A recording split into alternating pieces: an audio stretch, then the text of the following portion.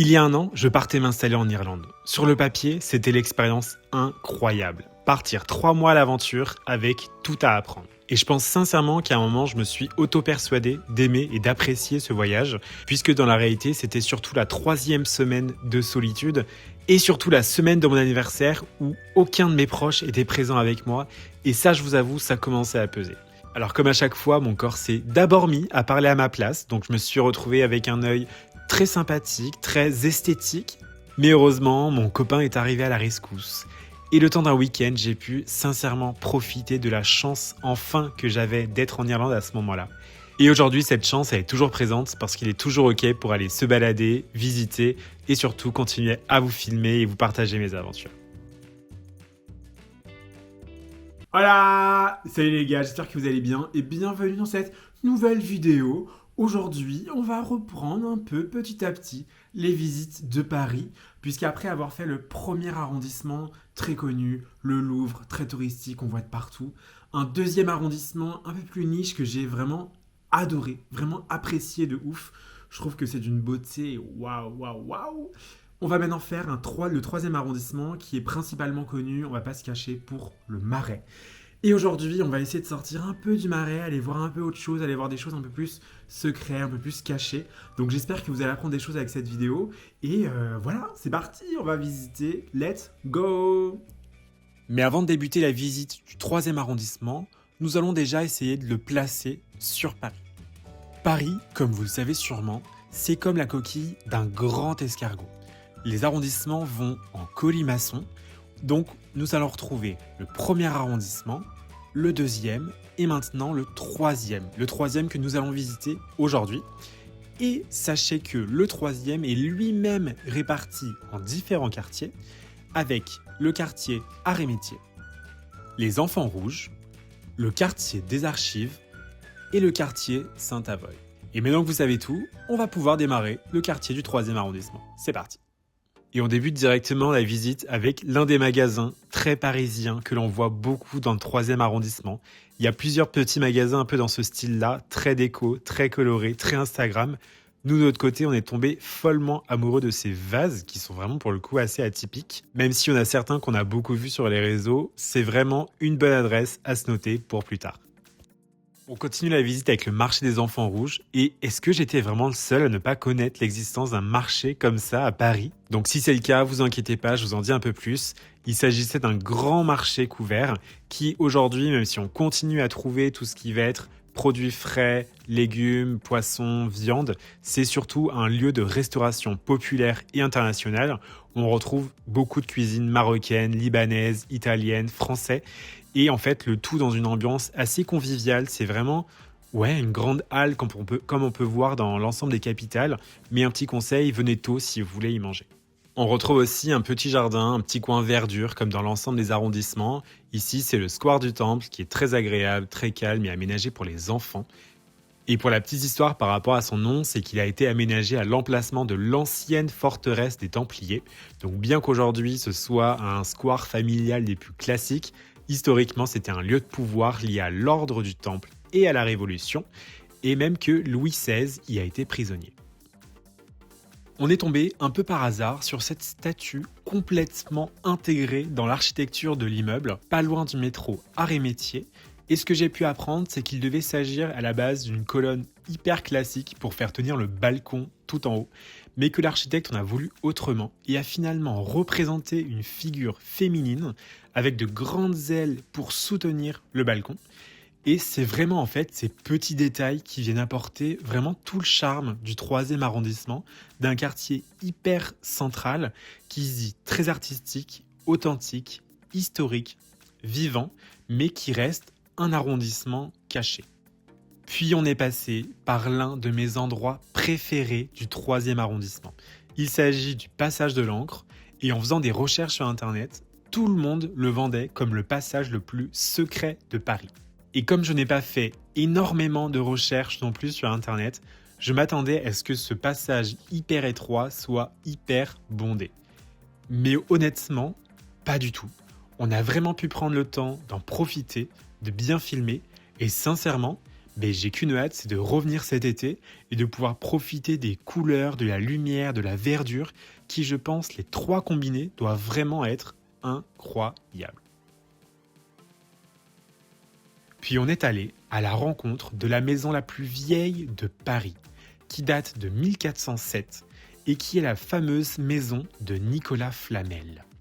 Très connue avec la saga Harry Potter, mais loin d'avoir découvert la pierre philosophale, Monsieur Flamel était un grand écrivain, si fortuné que l'on pensait capable de tout. C'est pourquoi il s'est créé cette petite réputation, et aujourd'hui sa maison n'est pas disponible à la visite, sauf si vous voulez y manger, car il s'agit aujourd'hui d'un restaurant. Ensuite, dans les bars emblématiques très connus du 3e arrondissement, nous retrouvons le bar des Archives. Et sa très belle fresque. C'est l'un des bars avec le progrès hyper fréquenté, mais où vous retrouverez principalement des locaux et des habitués qui, globalement, sont là du matin jusqu'au soir. On retrouve aussi de nombreuses rues très connues dans le 3e, notamment la rue de Bretagne, la rue Vieille du Temps, la rue Charlot, la rue de Touraine, qui est vraiment un mélange de galeries d'art, de boutiques de créateurs, de cafés, de friperies, de concept stores. Enfin voilà, il y a énormément de choses et c'est vraiment un quartier où il va bon de se balader, d'aller visiter. Il y a énormément de nouveautés. À chaque fois qu'on y va, il y a beaucoup de boutiques, de nouvelles choses qui s'installent, qui repartent, qui reviennent. Et donc, je pense que, à mon sens, c'est vraiment le 3e arrondissement. On appelle ça un peu le laboratoire des tendances. C'est vraiment tout ce qui va se lancer, arrive d'abord en 3e, ça marche pas. Et ensuite, c'est dupliqué dans les autres arrondissements. On s'avance ici dans l'une des deuxièmes choses qui se dit cachée dans le 3e arrondissement. Et honnêtement, si vous n'avez pas l'adresse, vous n'y allez pas. Il s'agit du square Saint-Gilles du Grand-Veneur qui se trouve être à l'intérieur d'une cour d'immeuble. Alors, une cour d'immeuble très très chic, oui, mais qui rend ce jardin peu accessible et plutôt calme. Donc si je peux vous donner un conseil, dès que les beaux jours vont arriver, je pense sincèrement que le cadre est parfait pour un date en bonne compagnie. En plus, vous avez énormément de bons cafés et goûters aux alentours, donc notez bien l'adresse. Je pense que ça peut être un incontournable. Bon, premier ressenti du 3e arrondissement de Paris. Honnêtement, c'est pas celui avec qui j'ai eu le plus de feeling. Autant le premier, il y a eu le côté monument, le côté waouh, le côté sympa. Le deuxième, je le trouvais très cocooning, je sais pas, il y avait une sorte de sérénité, de feeling qui me transportait. Autant pour l'instant, le 3e arrondissement, j'ai un peu du mal. Il y a beaucoup de monde, il y a beaucoup de cafés, beaucoup de restaurants, donc ça c'est très bien. Mais pour l'instant, je sais pas, j'arrive pas à créer le même feeling que j'ai eu dans les 2 premiers arrondissements. Donc on continue la visite, hein. On va aller regarder un peu ce qui s'y trouve. Il y a pas mal de petits parcs, de petits endroits, de petites places. Mais je sais pas, pour l'instant, c'est pas mon arrondissement préféré. En tout cas, dans les 3 premiers qu'on a pu faire, c'est pas celui où j'ai le plus de... Je sais pas. En continuant notre balade, nous sommes également tombés en face de grandes colonnes lumineuses. Il s'agit d'une exposition artistique temporaire dans la cour d'un ancien hôtel particulier. J'ai adoré le contraste entre l'architecture de l'hôtel haussmannien et le côté très brut et lumineux de l'œuvre. Je trouve que ça matche parfaitement. L'œuvre est située dans la cour d'un magasin de luxe nommé Dover Street Market, qui, à mon sens, est un spot parfait pour prendre des photos, même si vous ne voulez pas ensuite aller acheter dans le magasin. Et évidemment, on ne pouvait pas visiter le 3e arrondissement sans passer par les Archives nationales, qui, à mon sens, est le monument et la tour Eiffel du 3e arrondissement. C'est un lieu chargé d'histoire et de pouvoir.